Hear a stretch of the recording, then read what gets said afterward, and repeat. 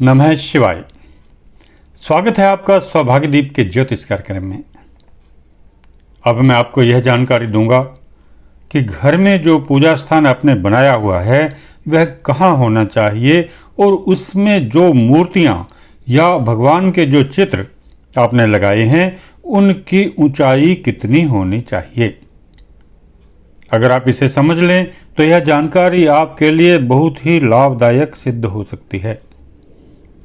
पहले मेरे चैनल को सब्सक्राइब करें और फिर ध्यानपूर्वक समझ लें। सबसे पहले यह जानते हैं कि किस दिशा में बनाया गया पूजा स्थान क्या फल देता है।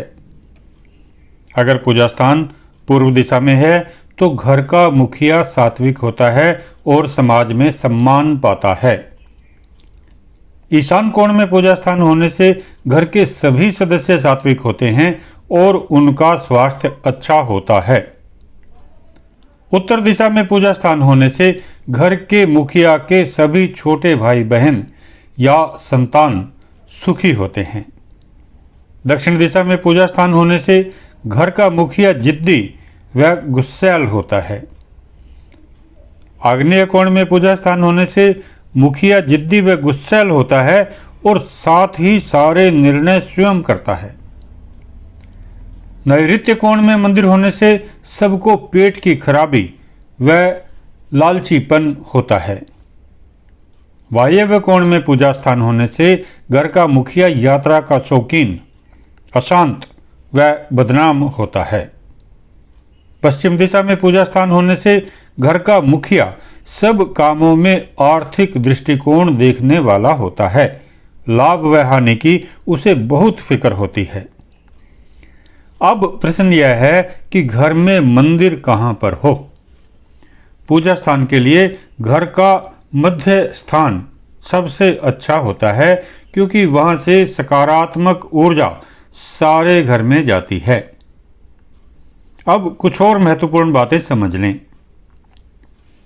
ड्राइंग रूम में पूजा स्थान होने से घर के सभी सदस्य बुद्धिमान होते हैं, सभी ज्ञानवान होते हैं और धन तथा जमीन आदि का लाभ मिलता है। बेडरूम में पूजा स्थान होने से घर की महिलाएं धर्मपरायण होती हैं पर कलेश करने वाली होती हैं। बाथरूम के पास पूजा स्थान होने से व्यक्ति आध्यात्मिक व प्रतिष्ठित होता है पर उसे आर्थिक प्रगति नहीं मिलती। मुख्य द्वार के सामने पूजा स्थान सभी को बुद्धिमान और सम्मानित बनाता है। स्टोर रूम के सामने या स्टोर रूम के साथ पूजा स्थान होने पर घर का मुखिया बुद्धिमान व ईमानदार होता है। यदि पूजा स्थान में रोशनी की कमी है तो व्यक्ति का स्वास्थ्य खराब हो जाता है।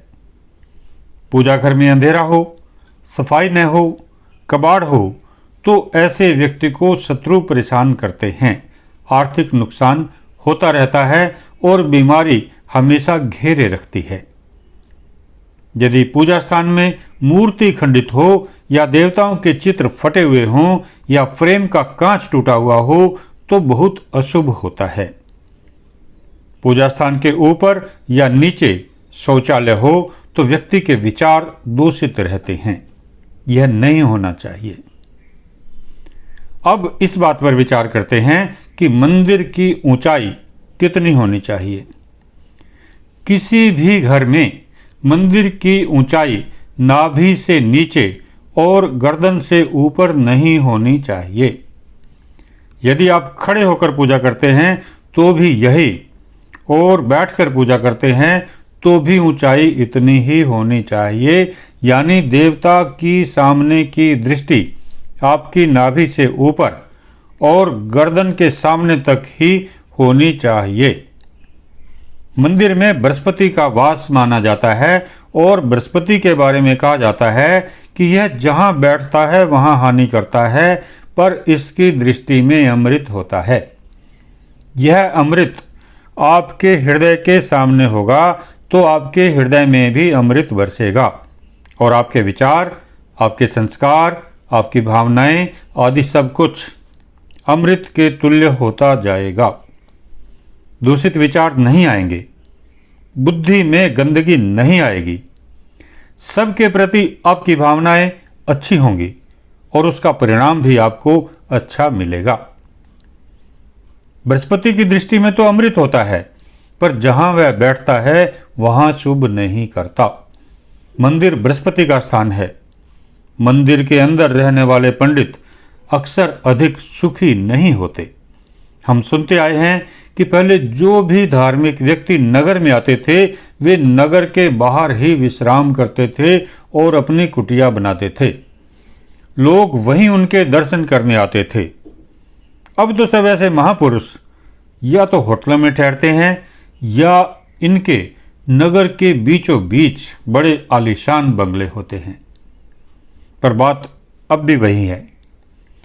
जो व्यक्ति दूर से मंदिर में आते हैं या इन महापुरुषों के दर्शन को आते हैं वे अक्सर बहुत अमीर होते हैं या हो जाते हैं।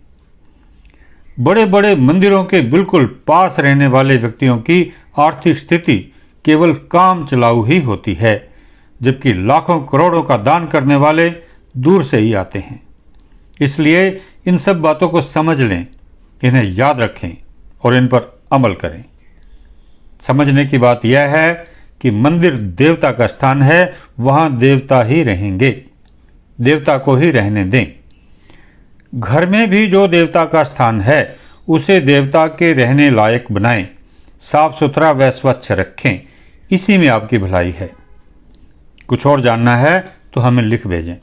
हमारा पता है सौभाग्यदीप 74 ring road market, Sarojini Nagar, नई दिल्ली 23।